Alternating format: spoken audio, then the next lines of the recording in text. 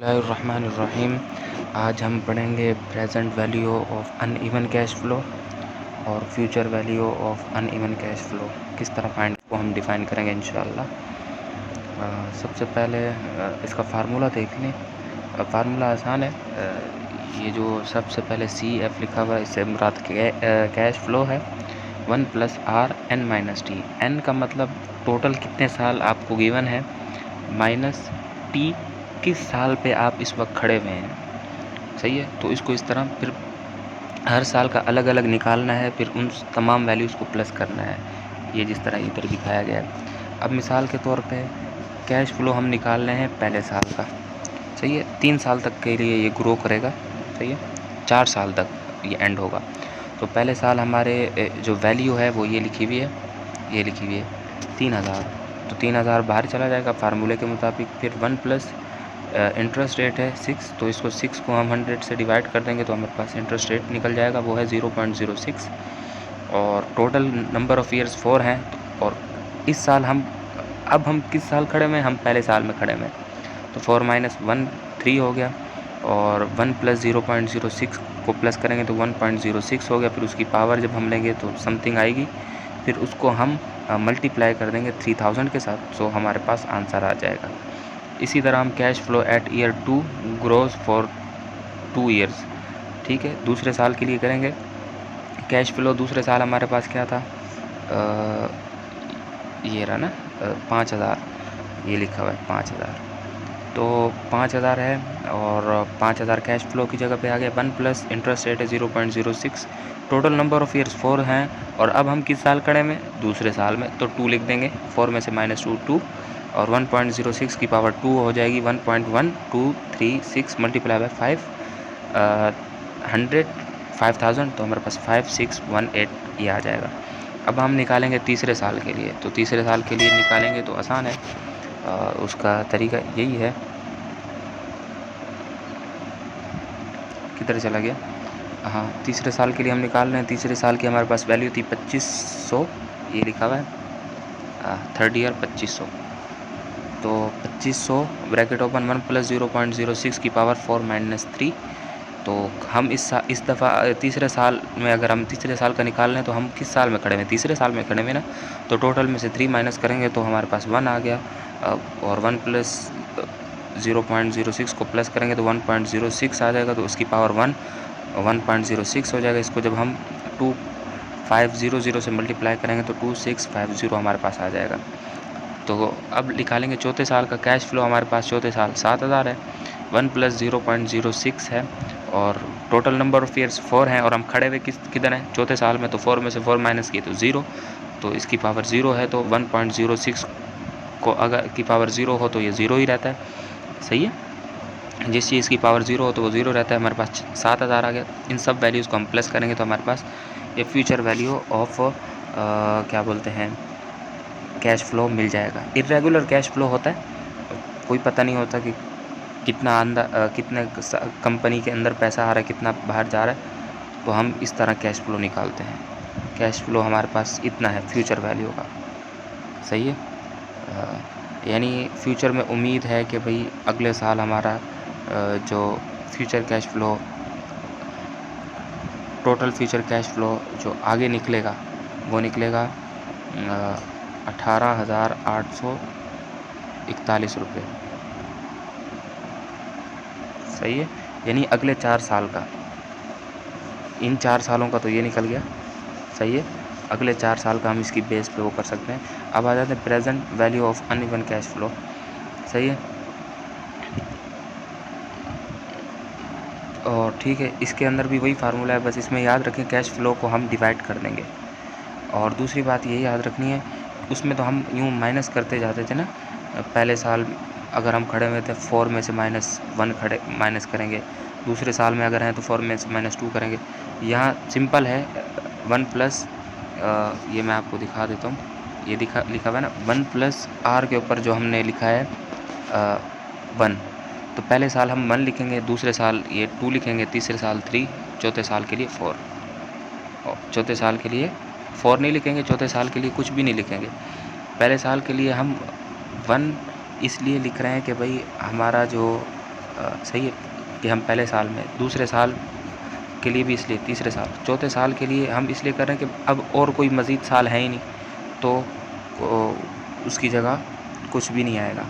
तो इसकी वैल्यू को अगर हम कंपाउंड करते हैं तो पहले साल कैश फ्लो है हमारा, मैं आपको कैलकुलेट करके दे देता हूँ। पहले साल हमारा कैश फ्लो है 2000 और इंटरेस्ट रेट हमारा है 8। तो 1 प्लस 0.08 को प्लस करेंगे तो 1.08 आ जाएगा, उसकी पावर 1, तो 1 ही आएगी।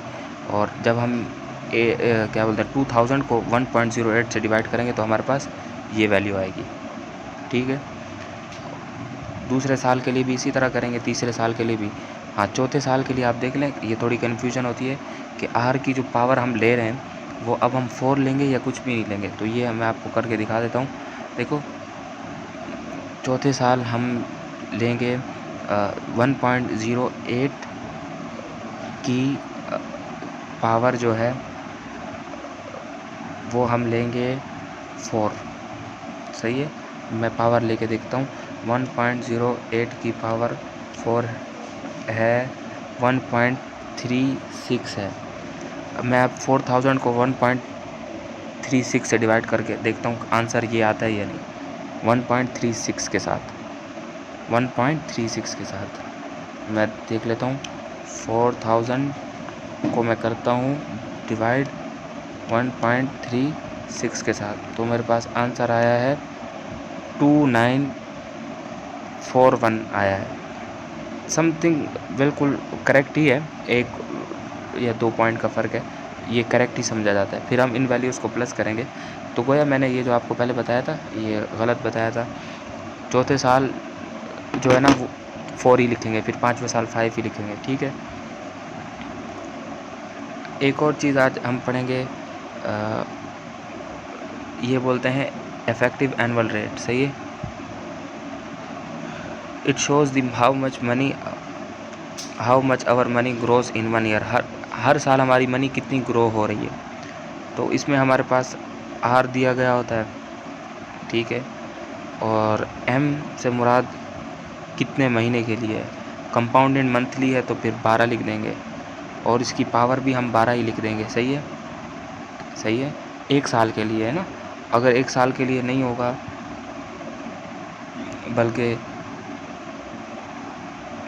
2 सालों के लिए होगा तो फिर 12 को हम 2 से मल्टीप्लाई करेंगे। यहाँ n मल्टीप्लाई बाय n है ना, 12 महीने, तो 12 को हम मल्टीप्लाई करेंगे उसके साथ क्या बोलते हैं 2 के साथ, अगर 2 साल के लिए हुआ तो ये हमारे पास निकल के आ जाएगा। अच्छा, रियल इंटरेस्ट रेट मालूम करने का जो तरीका है वो ये है कि 1 plus nominal rate upon 1 plus inflation rate minus 1। Simple तरीका है, नॉमिनल रेट हमें दिया गया होगा परसेंट के हिसाब से, उसको हम 100 से डिवाइड करेंगे। इन्फ्लेशन रेट भी दिया गया है, उसको हम 100 से डिवाइड करेंगे और फिर -1 कर देंगे।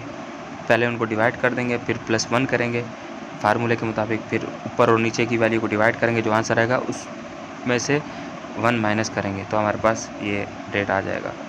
ठीक है, अमोर्टाइजेशन है, बहुत बेहतरीन ईजी तरीका है इसको।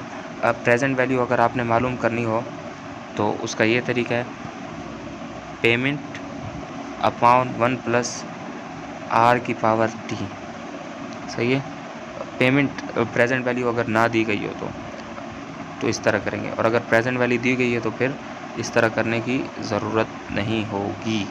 सिंपल है, पेमेंट अमाउंट 1 प्लस आर की पावर 1 पहले साल, और फिर इस तरह दूसरे साल, फिर तीसरे साल, चौथे साल, फिर इनको प्लस कर देंगे तो प्रेजेंट वैल्यू आ जाएगी। और पेमेंट का वही फार्मूला है, present value multiply by R upon 1 minus 1 plus R की पावर -n। ठीक है, और इसका जो टेबल है वो इस तरह है। पहले ईयर बिगिनिंग है, ये पहला साल होगा, उसके बाद बिगिनिंग अमाउंट होगी। सही है, जो हमने प्रेजेंट वैल्यू निकाली होगी, पेमेंट हम जो होगी वो सेम रहेगी। अच्छा, इंटरेस्ट रेट जो है ना उसका फार्मूला मैं आपको बता देता हूँ। इंटरेस्ट रेट का फार्मूला ये होता है, इधर यहाँ अगर आपने इंटरेस्ट मालूम करना है इन वैल्यूज़ के दरमियान, तो आप beginning value multiply bye interest rate अगर करेंगे तो आपके पास इंटरेस्ट की वैल्यू निकल आएगी। मेरी बात समझ रहे हैं? बिगिनिंग वैल्यू को मल्टीप्लाई करेंगे इंटरेस्ट रेट के साथ। इंटरेस्ट रेट हमारे पास 6% है, तो 100,000 को हम मल्टीप्लाई करेंगे 0.06 के साथ, तो हमारे पास 6,000 आ जाएगा। ठीक है, इंटरेस्ट रेट मालूम करने का तरीका ये है कि भाई बिगिनिंग वैल्यू को मल्टीप्लाई कर देंगे इंटरेस्ट रेट के साथ। बिगिनिंग वैल्यू को मल्टीप्लाई कर देंगे इंटरेस्ट रेट के साथ। ये मेरे साथ दोहराइए, बिगिनिंग वैल्यू को मल्टीप्लाई कर देंगे इंटरेस्ट रेट के साथ। अब आ जाते हैं रीपेमेंट ऑफ प्रिंसिपल। अगर आपने निकालना है तो उसका तरीका ये है कि भाई आप पेमेंट में से इंटरेस्ट रेट की वैल्यू माइनस कर देंगे। पेमेंट में से इंटरेस्ट रेट की वैल्यू माइनस कर देंगे। पेमेंट में से इंटरेस्ट रेट की वैल्यू माइनस कर देंगे तो हमारे पास प्रिंसिपल निकल के आ जाएगा। पेमेंट में से इंटरेस्ट रेट की वैल्यू माइनस कर देंगे तो हमारे पास प्रिंसिपल आ जाएगा। पेमेंट में से इंटरेस्ट रेट की वैल्यू माइनस कर देंगे तो हमारे पास प्रिंसिपल आ जाएगा। पेमेंट में से इंटरेस्ट रेट की वैल्यू माइनस कर देंगे तो हमारे पास प्रिंसिपल आ जाएगा। पेमेंट में से इंटरेस्ट रेट की वैल्यू माइनस कर देंगे तो हमारे पास प्रिंसिपल आ जाएगा। ये बार बार इसलिए दोहरा रहा हूँ ताकि आपको पक्का हो जाए। और देख लें, पेमेंट में से इंटरेस्ट वैल्यू को माइनस करेंगे तो हमारे पास प्रिंसिपल आ जाएगा। यानी 23,738 में से 6,000 माइनस करेंगे तो हमारे पास प्रिंसिपल आ जाएगा। अब लास्ट पार्ट रह गया है एंडिंग बैलेंस। वो कितना है, उसका तरीका ये होता है, हम बिगिनिंग अमाउंट में से प्रिंसिपल माइनस करेंगे तो हमारे पास एंडिंग बैलेंस आ जाएगा। मेरे साथ दोहराइए, बिगिनिंग अमाउंट में से प्रिंसिपल को माइनस करेंगे तो एंडिंग बैलेंस आ जाएगा। बिगिनिंग अमाउंट में से प्रिंसिपल को माइनस करेंगे तो बैलेंस अमाउंट आ जाएगी।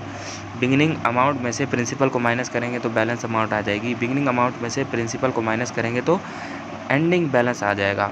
अब ये जो एंडिंग बैलेंस आएगा, यही एंडिंग बैलेंस अगले साल के लिए बिगिनिंग वैल्यू बनेगी। अब ये जो एंडिंग बैलेंस आएगा, यही अगले साल के लिए बिगिनिंग अमाउंट बनेगी। एंडिंग बैलेंस जो आएगा अगले साल के लिए वो बिगिनिंग अमाउंट बनेगी। जैसे यहाँ 82262 जो कि पिछले साल के लिए एंडिंग बैलेंस था, एंडिंग अमाउंट थी, वो अगले साल के लिए बिगिनिंग अमाउंट बनेगी।